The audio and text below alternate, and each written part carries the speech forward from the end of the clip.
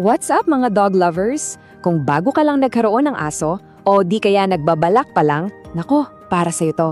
Tatalakayin natin yung pinaka-critical na panahon para sa inyo ng bago mong fur baby ang unang 30 araw. So game na? Simulan na natin!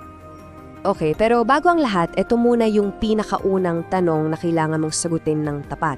Kasi, ang pag-aalaga ng aso, hindi lang yan puro-puro cute na post sa Instagram. Malaki itong commitment. Isang masayang commitment for sure, pero commitment pa rin. So, paano mo malalaman kung ready ka na talaga? Sabi nga nila, preparation is key. Kaya bago pa man dumating ang bago mong best friend, dapat naka-ready na ang lahat ng essentials niya. Kasi ito yung magiging pundasyon ng pagsasama ninyo. Mukhang simple no, pero super important to. Kailangan ng aso mo ng sarili niyang mga plato. At tandaan, laging dapat may laman na fresh water yung water bowl niya. Lalo na dito sa Pilipinas, grabe ang init, 'di ba? Next up, safety gear. Yung leash at collar, syempre, para yan sa mga bonding moments nyo sa labas, sa mga walks. At yung dog tag, naku please wag niyong kakalimutan to. Ilagay mo yung pangalan niya at yung number mo. Lifesaver yan, just in case. At hindi mo kailangang gumastos ng malaki. Heto, pro tip para sa mga wise na Pinoy pet parent, silipin nyo ang Shopee at Lazada. Mula sa dog food tulad ng pedigree o Alpo, hanggang sa mga laruan, ang daming affordable options dyan. Okay, at dahil nasa isang tropical country tayo, aminin natin, may mga unwanted friends ang mga aso natin, ang mga garapata at pulgas. So bago pa sila dumami, unahan na natin, dapat laging may stock ka ng anti-tick and flea shampoo. Tandaan, prevention is always better than cure. So, magkano ba ang initial budget? Ito ang isang realistic na estimate. Kasama na dyan yung mga gamit na napag-usapan natin at yung unang pagbisita sa vet. Mahalaga na alam mo to para, makapagplano ka ng maayos. So, kumpleto na yung shopping list mo, ayos na ang mga gamit, pero ang bahay mo ba ready na rin para sa kanya? Ito na yung next level ng paghahanda. Okay, i-puppy-proof natin yung bahay mo the Pinoy way. Una, yung mga kable ng kuryente, itago nyo yan dahil paboritong-paborito nilang gawing chutoy yan. Pangalawa, at ito baka di nyo alam, may mga halaman na toxic sa kanila, kasama na dyan ang sampagita. Oo, yung pambansang bulaklak natin. So, ingat, i-secure din ang gate at para sa init, isang game changer talaga ang cooling mat. Ang goal, isang bahay na ligtas at komportable para sa kanya. And he's finally home! Welcome home, fur baby! Ang unang linggo nyo, yan ang pinaka-importante. Ito yung adjustment period nyo for each other. At dito rin mangyayari ang una niyang vet visit. Lahat tayo, kailangan natin ng personal space, di ba? Well, ganun din sila. Bigyan mo siya ng quiet space, isang safe zone. Pwedeng isang crate na may kumot. Ito yung lugar na pwede niyang puntahan kapag feeling niya, okay, I'm overwhelmed. Lalo na kung galing siyang shelter o isa siyang aspen na galing sa kalye. This will help them feel so much more secure. Okay, eto, non-negotiable to. As in, sa loob ng unang linggo, schedule mo na agad ang first vet visit niya.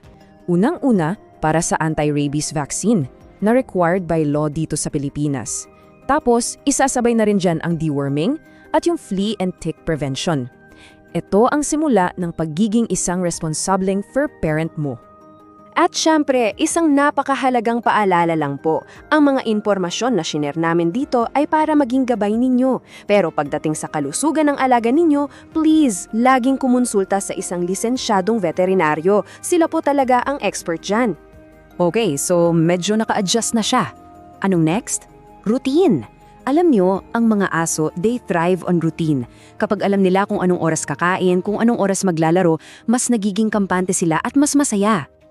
So, sa pagkain ng mga tuta, maliliit pa yung tiyan niyan. So, kailangan kumain ng 3 hanggang 4 na beses sa isang araw. Pero small meals lang. Pag adult dog na, 2 beses sa isang araw ay sapat na. At uulitin ko dapat laging may access sa malinis na tubig.